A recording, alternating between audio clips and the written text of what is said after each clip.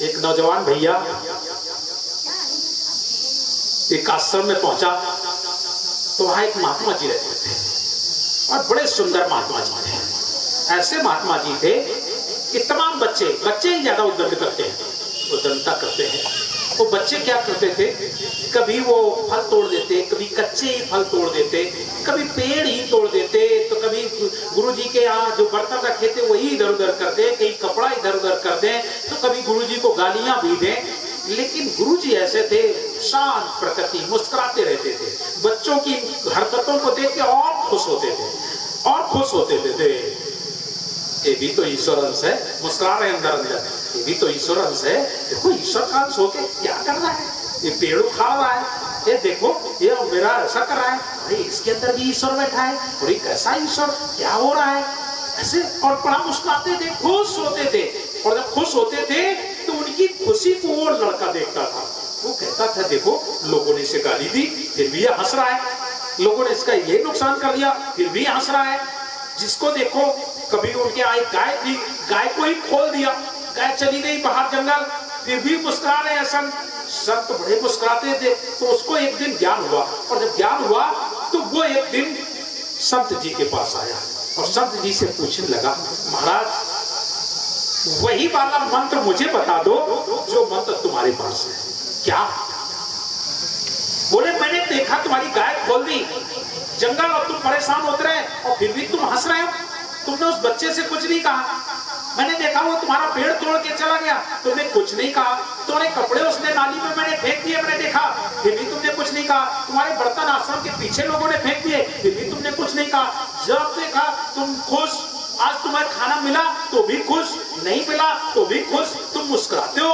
अरे यही वाला मंत्र मुझे भी दे दो, कम से कम मुझे भी मुस्कुराहट आ जाए, मेरे चेहरे पर भी मुस्कुराहट आ जाए, यही वाला मंत्र मुझे दे दो। महात्मा जी बेचारे सीधे साधे थे, ज्यादा कुछ जानते नहीं थे, वो तो केवल लीन रहने वालों में थे। तो महात्मा जी बोले, अब बेटा तू बड़ा देर करके आया है, बहुत देर करके आया है, अब तू उस मंत्र का क्या करेगा, तेरा समय बहुत निकल गया, मालूम है तुझे? बोले क्या? आज के 8वें दिन तेरी मृत्यु हो जाएगी, बस तेरा जीवन थोड़ा सा बचा, 8 दिन का जीवन बचा। अब उस मंत्र को लेके तू क्या करेगा, अब क्या करेगा? अरे पहले आता तो मंत्र लेता तो ठीक होता, अब तो 8 दिन में तू मर जाएगा। बोला सही कहते हो महाराज? बोले बिल्कुल सही कहता हूँ, 8 दिन में तू मर जाएगा। वो बोला 8 दिन में मर जाएंगे? महात्मा जी ऐसे, मतलब बात बिल्कुल सच है। अब वो जैसे आश्रम से निकला तो उसका तो शरीर डामाडोल हो गया, अब तो 8 दिन में मरना ही पड़ना है, तो क्या करना चाहिए? तो सबसे पहले उनके पास पहुंचा जिनसे उसकी लड़ाई थी, उनके पास पहुंचा, पैर छुए, बोले दादा मैंने तुम्हें उस दिन बड़ा गलती करके उल्टा सीधा शब्द बोल दिया, अब थोड़ा सा जीवन है, माफ कर दो मुझे, आज से मैं ऐसी गलती नहीं करूंगा। और बड़ा प्यार से दादाजी के पास रहने लगा। किसी से और गलती हो गई, लड़ाई हो गई, उनसे जिसके पास आए, भैया मिले, भैया राम राम, या पैर छू ले, अरे भाई जो कुछ है 4 दिन का मेला है, मिलना जुलना है, मिलजुल लो, एक दिन तो चले ही जाना। उसके मन में वही बात बैठी है कि 8 दिन में मर जाना है, इसलिए कोई भी मिले बड़े प्यार से मिले, बड़ी सारे दुर्गुण छोड़ दिए, तंबाकू बीड़ी सिगरेट करता तो वो भी छोड़ दिया, दारू पीना छोड़ दिया, सारे दुर्गुण छोड़े, बड़ा उसमें वो रहने लगा, किसी से बैर नहीं, किसी से वो नहीं, बड़ा आनंद होने लगा। 8 दिन तक वो बड़े उसमें रहा कि अब तो 8 दिन मर जाना है, अरे 8 दिन ही बचा लें, कम से कम मैं वहां जाऊंगा तो क्या बताऊंगा, तो भगवान के दरबार में जाऊंगा तो 8 दिन की ये सेवा भक्ति यही बता दूंगा जा करके। और 8 दिन पूरे हो गए, 9 दिन हो गए, 10 दिन हो गए, मरा ही नहीं। अब मरा नहीं तो वो बोला, लगता है महात्मा जी झूठ बोल रहे थे, महात्मा जी झूठ बोल रहे थे। फिर बोला झूठ नहीं बोलते होंगे, बोला और रुक जाते हैं, शायद कुछ गलती हो गई हो तो शायद और तो कुछ हो जाए। तो 10 दिन हो गए, मरा ही नहीं, 15 दिन हो गए। तब वो एक दिन फिर पहुंचा जाके और महात्मा जी के पास पहुंचा और महात्मा जी से बोला, महात्मन बोले हाँ तुम तो कह रहे थे 8 दिन में तुम मर जाओगे, और आज तो 15 दिन हो गए, मैं तो मरा ही नहीं, मैं तो मरा ही नहीं। महात्मा जी बोले तू तो उसी दिन मर गया था, जिस दिन मैंने तेरे से कहा था आज के 8वें दिन तुम मर जाएगा, उसी दिन तू मर गया था, तू जिंदा कहाँ रहा? बोले क्यों? अरे तू तो जिससे तेरी दुश्मनी थी उनके तुमने पैर छुए जाके, किसी से भैया किसी से दादा पैर छूना, बड़े प्यार से रहना, मुस्कुरा रहा है कि नहीं मुस्कुरा रहा है? अरे यही तो मंत्र है क्या आज के 8वें दिन मर जाना है? अरे ये तन तेरा बना बुलबुला पानी का, उतर जाए 2 दिन में नशा जवानी का। पता नहीं कब क्या हो जाए, बड़े प्रेम से मिलना लोगों दुनिया में इंसान रे, ना मालूम किस भेष में बाबा मिल जाए भगवान रे, ये कब क्या हो जाए। इसलिए बड़े प्यार से रहो, हंसते रहो, खाते रहो, मस्त रहो। जो करना है करने दो, करने वाला करने दो, तुम अपना काम करो। अरे जो दुनिया के लोग, उनके पास उतनी बुद्धि है, उतना ही विवेक है, वो अपनी बुद्धि और अपने विवेक से काम करते हैं। मेरे पास जितना विवेक है, मैं अपने विवेक से काम कर रहा हूँ। अगर तेरा विवेक जाग गया हो तो तू भी अपना काम शुरू कर दे और आज से खुश रहे। उस परमात्मा के कारण ही ये सब हो रहा है। वो जैसा कहता है वैसे ही होता है, जो चाहता है वही करता कराता है। करे करावे आपने जने बढ़ाई दे, तो कबीर झरोके बैठ के सबका मुजरा ले। और जब वो करता कराता है तो काहे परेशान है? तू क्यों परेशान है? उसी ने दिया, उसी ने लिया, वही देने वाला, वही लेने वाला। ना हम देने वाले, ना हम लेने वाले। आप लोग देने वाले हो क्या? दे सकते हो? कोई नहीं दे सकता है, मैंने बता दिया। आप लेने वाले हो, ले भी नहीं सकते हो। बिल्कुल सामने रखा हो, फिर भी आप नहीं ले सकते हो, ले नहीं सकते हो, क्योंकि आप लेने वाले हो कौन? अरे वो जब देगा तब तो। एक छोटी सी और घटना मैं आपको सुनाऊं। 3 लोग, माता पिता और एक छोटा सा बच्चा, जंगल में बेचारे भटक रहे थे। रोते चिल्लाते, बच्चा बड़ा रो रहा था। बोला, माँ माँ, आज कई दिन हो गए मुझे खाना नहीं मिला, मुझे बहुत तेज भूख लग रही, मुझे खाना चाहिए, मुझे खाना चाहिए, रो रहा था। इधर से भगवान निकल पड़े, साथ में माया को लिए। बोली, माया मातृ हृदय है। बोले, आप तो भगवान है, ईश्वर है, और ये बच्चा रो रहा है, कह रहा कई दिन हो गए मुझे भोजन नहीं मिला, और आप भगवान है और आप दे नहीं रहे, दे दो ना इसे। तो भगवान बोले, अरे इसको मैं दे भी दूं तो मिलेगा नहीं, मैं इसे दे दूंगा तो मिलेगा नहीं, इनके भाग में नहीं लिखा है, इनको भोजन नहीं मिलने वाला है। माया बोली, कैसे भगवान हो तुम? कैसे भगवान हो? जो आप जो मिले ना। बोले, मैं सही कहता हूं, मैं दूंगा, इन्हें मिलेगा नहीं। बोले, मेरे सामने दो और फिर देखे मिलता है कि नहीं मिलता है। बोले, नहीं मानते तो चलो पहुंचे जा। 3 लोगों को देख करके भगवान बोले, सुनो, मैं भगवान हूं, बताया उन्हें, मैं भगवान हूं, और आप लोग जो मांगो मैं आपको देता हूं। आप मांग लीजिए, जो मांगो आप पाओगे। 3 लोग बोले, जो मांगे सो मिलेगा। बोले, हाँ। तो नारी थोड़ा चालाक, वो बोले, भगवान पहले मैं मांगूंगा। बोले, तीनों को एक एक वरदान दूंगा, एक एक मांग लो, तीनों को एक एक मिलेगा। दोगे? बोले, हाँ, मैं पहले मांगती हूँ। बोले, मांग लो, तू ही मांग। तो नारी का स्वभाव है, ये आज भी है, नारी को सबसे ज्यादा प्रिय अपना सुंदर रूप होता है, सुंदर रूप। इसीलिए रामचरितमानस में कहा गया है, मोहे न नारी नारी के रूपा, पन्न गार अति रूप अनूपा। कितनी भी नारी सुंदर हो, लेकिन एक नारी उस नारी पर मोहित नहीं होती है। ये नारी का स्वभाव है, गुण है उसके। भले कह दे कि हाँ कितनी अच्छी लगती है सब कुछ, लेकिन जब अपना चेहरा शीशे में देखेगी तो मैं बहुत सुंदर हूं अपने आप पर। तो नारी उससे कहा, मांग लो। तो बोली, महाराज भगवान अगर दे सकते हो तो मुझे सबसे सुंदर रूपवती बना दो। जितने उसने मांगा क्या, हमें सबसे सुंदर रूपवती बना दो। तो भगवान बोले, एवं बढ़िया सुंदर रूपवती बना दिया।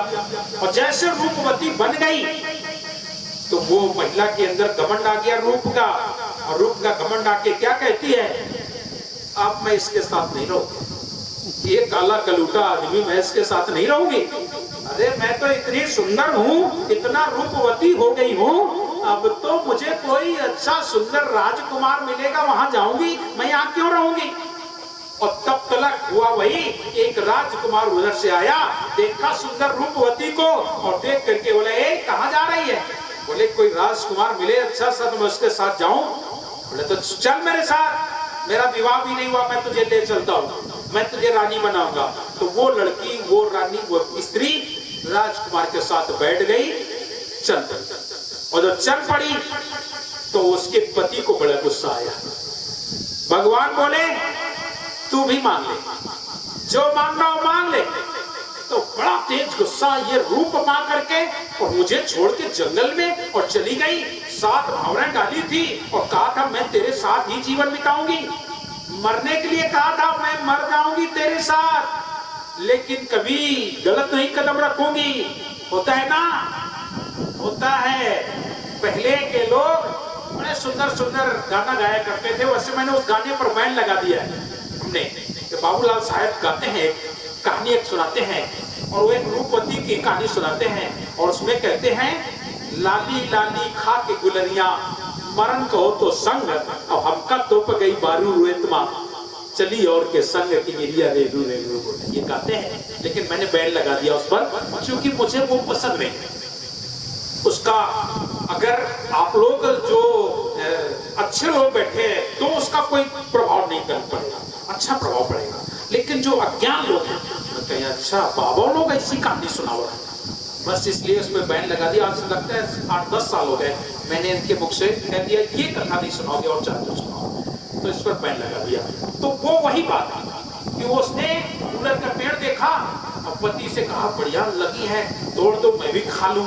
तो वो तो चढ़ गया ऊपर बेचारा और वो उन्हें पसंद नहीं रहा। तो क्या किया मालूम है, वो बेचारा ऊपर से तोड़ता रहा, इशारा करे ये तोड़ दो वो तोड़ दो, बेचारा किनारे आ गया लटकन में, बिल्कुल पतली डाल में चला गया। और जैसे चला गया तो डाल टूटी और नीचे गिरा के, और जैसे गिरा के नीचे तो उसने सोचा देखें ये सही में सही है कि नहीं। वो चिराकी साध गया, सांस साध गया, उन्हें उनका काकुर नाली मैया तोप दिन बारूद है अपना घरे आ गए। और आके घरे मई के माँ कहे कि वो जने कहाँ चले गए बताओ, हमका छोड़ दी जंगल में हमारे मारे घूमत रहे या मर गया, ऐसा कुछ जो भी कहा। और माता पिता ने रख लिया। अब उन्हें सोचा अब ये कब तक जीवन यापन करेंगे, इसका दूसरा विवाह कर दिया जाए। और वो बेचारा ढूंढता रहा, भेष बना लिया, कीरिया लेके गाने लगा। और जब बाराती आगे बिल्कुल तैयार, तब वो आए गाना, उसने गाना शुरू कर दिया, लाली लाली खा के गुरनिया, मर्द कहो तो संग, और हमका तो गई बारूद में चली और के संग। तो उसने कहा, अब वो जब गाए वो अच्छे से गाए, बारात में तो बाराती बड़े खुश, बाराती बड़े खुश। तो बोले यहाँ क्या, मैं तो बाराती हूँ, चल वहाँ चल दरवाजे पर, बिटिया वाले के दरवाजे पर सुना चल के बहुत कुछ मिलेगा। तो उसने वही सुनाना शुरू किया। तो आवाज से वो स्त्री समझ गई लगता मेरा ही पति है। तो बेचारी निकली, और जब निकली तो देखे तो सही पाँव नहीं के पति रहा। और जब उनका पति तो बोले अब तुम चलो सुनाओ, चले वह बारात में, और वह बिटिया वाला ही बारात है।